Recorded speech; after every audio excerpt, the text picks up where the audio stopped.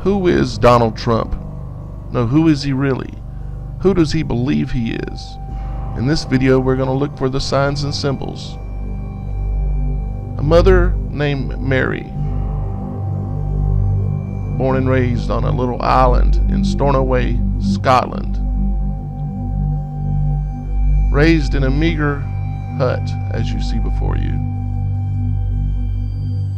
Immigrated to the United States on March 10th, 1942 to Brooklyn, New York. Other immigration papers showing that her mother and father from Scotland. Mary was married in Brooklyn, New York to Christ Trump. Mary and Christ. Here's an image of Mary and Christ Trump.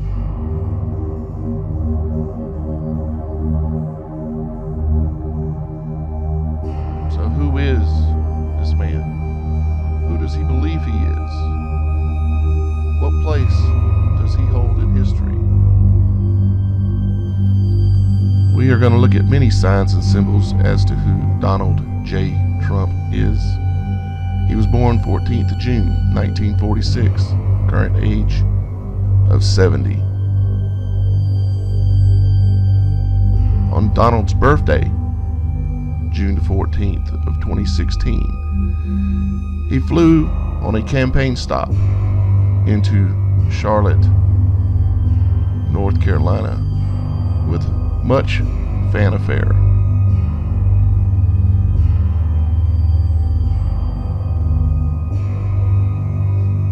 You may ask, why Charlotte? Why is that significant?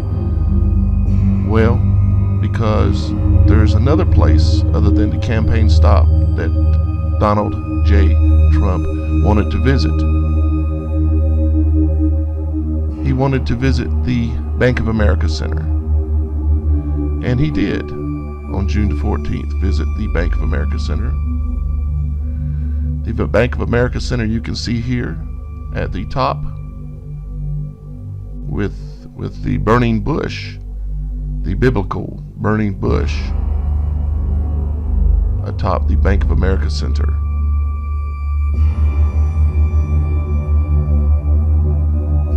You may ask why that is significant.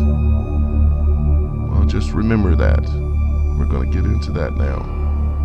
This is a mural, or three murals, or you could look at it as one, inside of the Bank of America Center.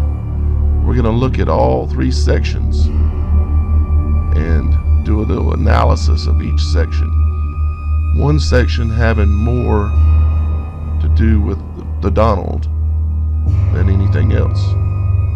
That would be the one on the right. However, we're going to look at the one on the left yet. The one on the left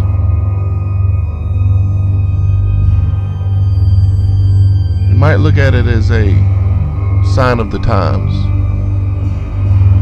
You see the farmer or the person standing up above ground, and you see the people there below ground. What they are doing is digging tunnels. A sign of the times. I have a video that I put out. You can click the link up above that will show you. Actually, I put out 6 videos related to it, and that is the tunneling that has taken place to build elite facilities for the elites of the world, just like is spoken about in the Bible. These tunnels are going to be used currently as freeway systems, FEMA systems, emergency systems, and worse. If we look at the center panel is a little bit more difficult and is not the focus of this video. But I believe the upper area likely has something to do with the LBGT community. The lower part of it has to do with order out of chaos. As you can see by looking at that, it looks extremely chaotic. And each person doing their own thing could be identified as various things that we're dealing with today. Our main interest, though, however, in this mural is this right-hand side. You can see the full eclipse of the moon, or of the sun by the moon there. You see Donald Trump was born on June the 14th, 1946, the exact time of a lunar eclipse, or a full solar eclipse. The next solar eclipse that will be on August the 21st of 2017 of next year. It will be a complete eclipse across the entire United States. Something most of us have never seen before. You may notice some of the interesting numbers of 88 and 777 that we'll get into. You may find it interesting that it is 11 months and 11 days between 9/11 and 8/21 of next year. Some of you may find it interesting that it's 69 days between 6/14, his birth, and 8/21, the eclipse time. And some of you may be a little lost, but I ask you to hang in here. There's enough that you're going to understand. Do you see the burning bush in the background behind the boy?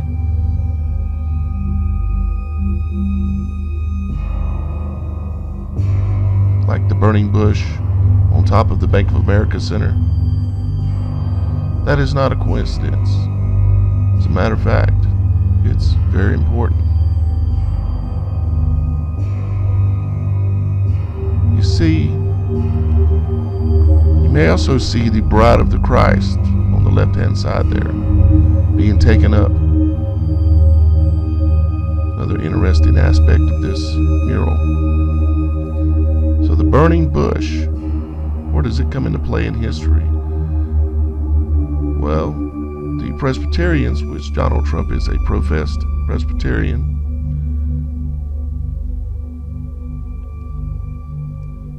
you see, this is a reference to the Israelites being led out of Israel by Moses. He was instructed to do this at the burning bush. Recall that maybe?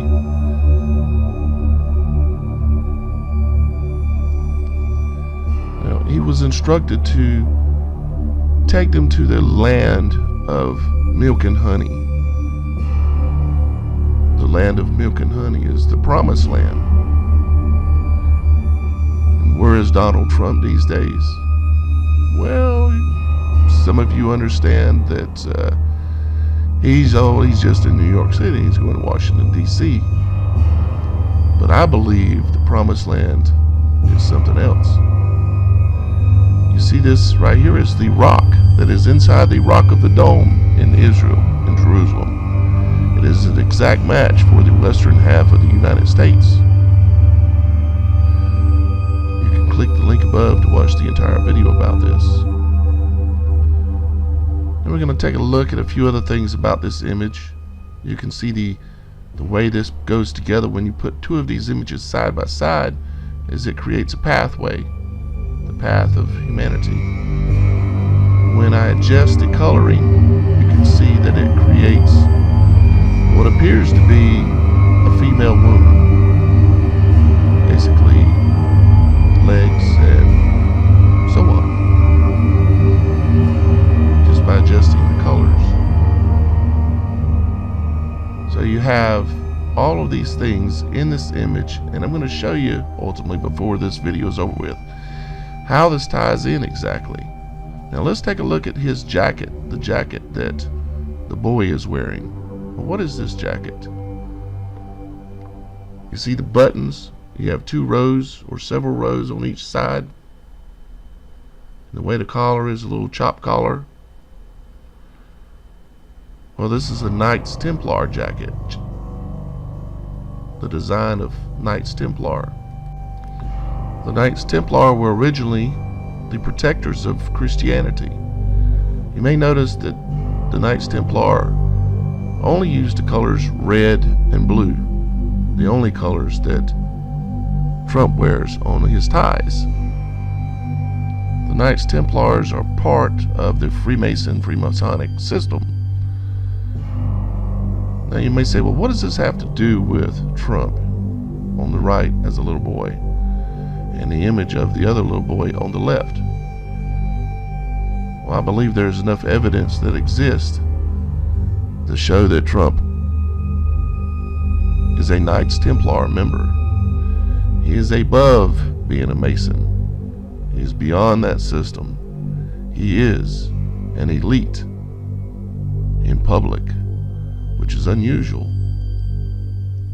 Now, you may find it interesting that on Inauguration Day in January of 2017, January 20th to be exact, it will be 70 years, 7 months, and 7 days since the birth of Trump on 6/14/1946 to 1/20 of 2017. You may find it further interesting that the normal gestation of a child being born is exactly the same amount of time between 9/11, say of 2016, to 6/14 of 2017. 39 weeks and 4 days. It's right in within the week period considered to be full gestation. You see, many of us, including myself, believe that Jesus Christ's birthday was on 9/11. I'm not alone in this. As you can see, these are various images from across the web of people that believe the same thing.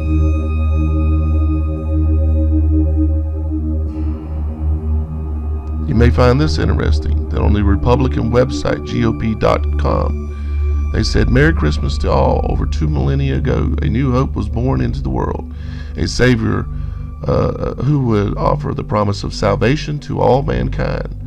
Just as the 3 wise men did on that night, this Christmas heralds a time to celebrate the good news of a new king." They're referring to Trump as the Messiah.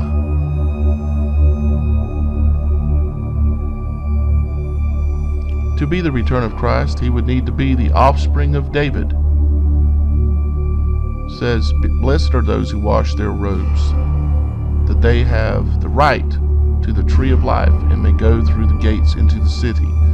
Washing their robe is taking care of your business and keeping your life clean and doing the right things, such as what it says, blow outside of the dogs who practice magic arts and sexual immorality, murderers, idlers, and the loves and practices of falsehoods.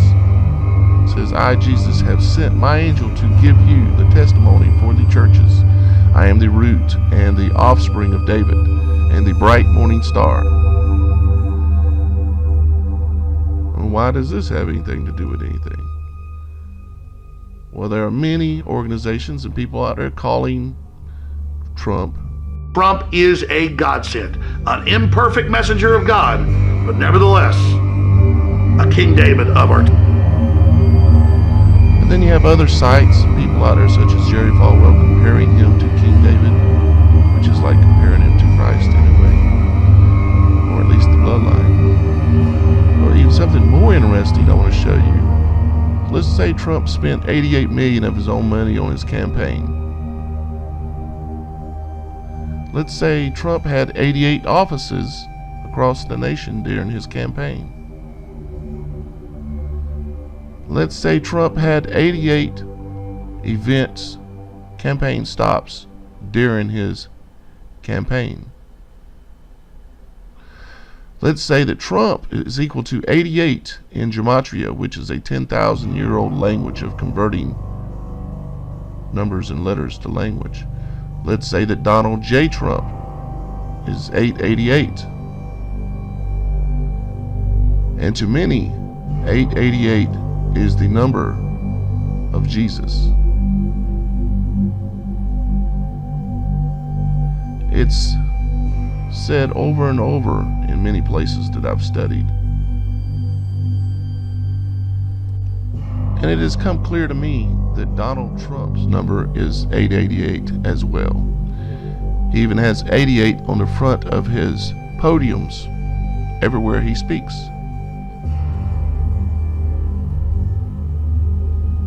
Here's another sign of the times. There will be signs in the sun and the moons and the stars, and on the earth dismay among the nations, bewildered by the roaring of the sea and the surging of the waves. And this comes just after they will fall by the edge of the sword and be led captive into all the nations, and Jerusalem will be trodden down by the Gentiles until the times of the Gentiles are fulfilled. I guess you heard about the United Nations vote when it comes to Israel. And I guess you've heard that Trump is saying that he is going to move the embassy to Jerusalem. So many things to think about. I've shown you this man has a mother named Mary, a father named Christ. I've shown you that he is showing and demonstrating through his name and through his numerology and through everything that he does. 88 campaign stops, 88 million of his own money, 88 campaign locations, that his number is 888. He believes that he is the return, or either the mockery of the return of Christ. I suspect the mockery of the return of Christ. I believe what you are looking at before you right now is the Antichrist.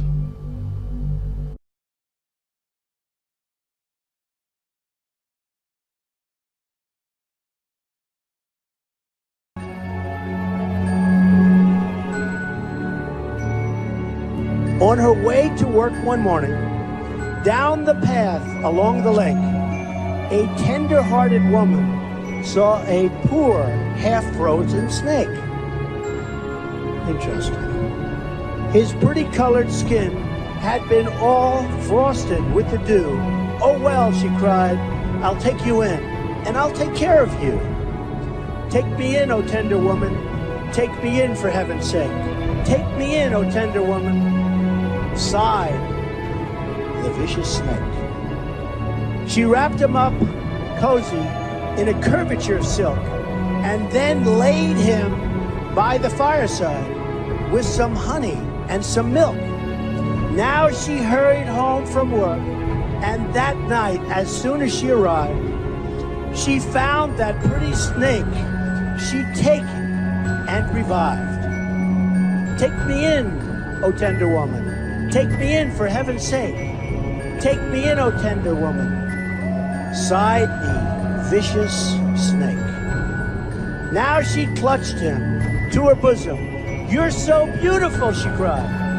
"But if I hadn't brought you in, by now you might have died."